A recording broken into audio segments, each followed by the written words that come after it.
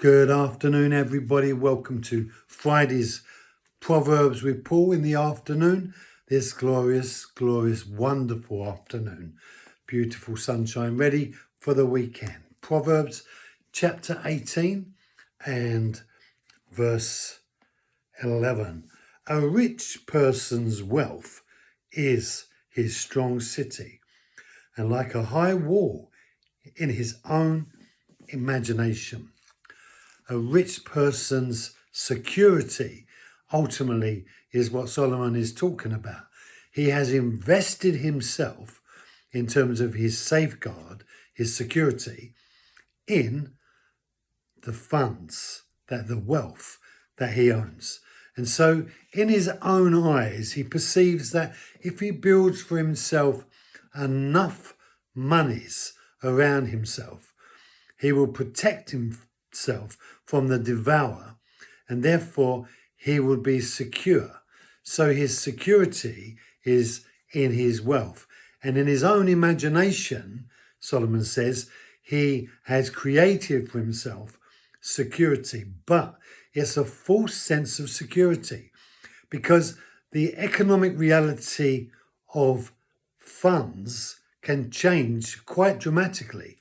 And many people have lost everything in regards to funds when they thought that they were secure for always. Brothers and sisters, if we invest ourselves in monetary factors, if we give ourselves to possessions to bring us security and a sense of well-being, we may well find ourselves one day very disappointed. That's why the name of the Lord is a strong tower, to quote yesterday, because the Lord is our security. He provides for us in his name every aspect of security we could ever want or need. So when we learn to recognize that money or values or possessions, it's not that they themselves are bad and that we shouldn't have them, but we can't rely on them as our security. They are just things that we use, a commodity to enable us to function. And yes, the more we have, the more we function in terms of our well-being and the value of what we do.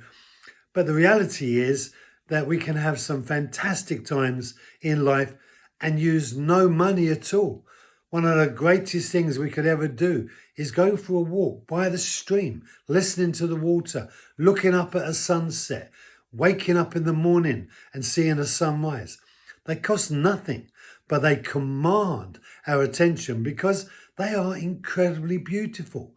Brothers and sisters, God doesn't want us to invest ourselves in monetary or security of possessions. He wants us to invest ourselves in him. Doesn't mean he doesn't want you to have money. He wants you to have money. It's okay to have money.